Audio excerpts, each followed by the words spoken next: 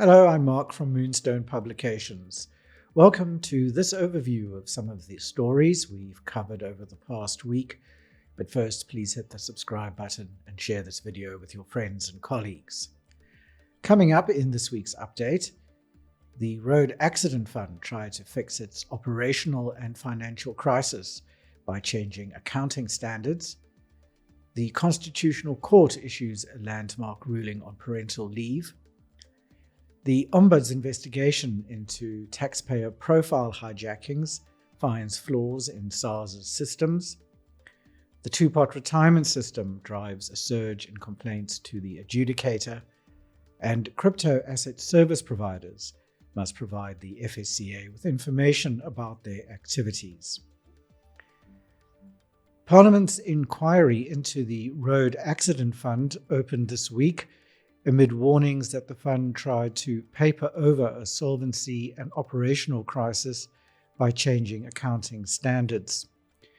National Treasury and audit experts told the Standing Committee on Public Accounts that the RAF is using the IPSAS 42 standard and not the generally recognized accounting practice framework required under the Public Finance Management Act. This has resulted in 3 consecutive adverse audit opinions, prolonged litigation with the Auditor General, and the absence of credible, up-to-date financial statements. Treasury officials said the fund's management focused on when and how liabilities were recognized, an accounting solution, instead of strengthening processes to verify and settle claims. The Constitutional Court has ruled that South Africa's parental leave laws are unconstitutional because they discriminate between mothers, fathers, and adoptive and surrogate parents, a landmark decision that reshapes how employers must apply leave entitlements. Sections of the Basic Conditions of Employment Act and the Unemployment Insurance Fund Act were declared invalid for treating birthing and non-birthing parents unequally.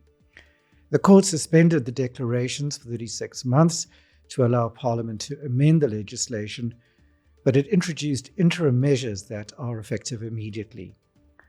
Under the interim reading in, all parents will now share a total of 4 months and 10 days parental leave, which they may divide between them by agreement. A draft report by the Tax Ombud has found serious weaknesses in SARS' fraud prevention and response systems. The investigation, prompted by widespread reports of unauthorized account access and stolen refunds, found that SARS' authentication and detection systems contained vulnerabilities that fraudsters have exploited. The Ombud says these failures breach taxpayers' rights to fair treatment, timely service, and protection from harm. Victims often waited months or years for resolution while facing compliance actions for fraudulent returns. Tax Practitioners Union, SATPU, criticized the report for not adequately addressing bypass two-factor authentication and unauthorized changes to banking details. The Office of the Pension Fund's Adjudicator recorded a 13% rise in new complaints in 2024-25, largely driven by the rollout of the two-pot retirement system. Most cases related to employers not remitting deducted contributions and problems with withdrawal benefits. The two issues frequently overlap. Members often only discover unpaid contributions when they try to access their savings. The annual report was the last to be signed off by Muvhango Lukamani, whose 12-year term as adjudicator ends in December.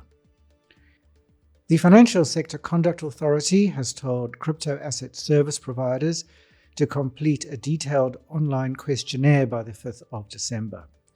CASPs are required to answer questions covering their business models, financial metrics, risk management, anti-money laundering compliance, outsourcing arrangements, stablecoin-related services, and cross-border activity.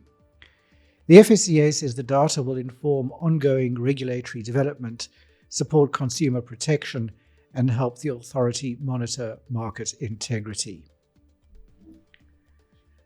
That's all we have for this week. You can read these stories and many more on our website, moonstone.co.za. Until next time, here's wishing you all the best from the team at Moonstone Information Refinery.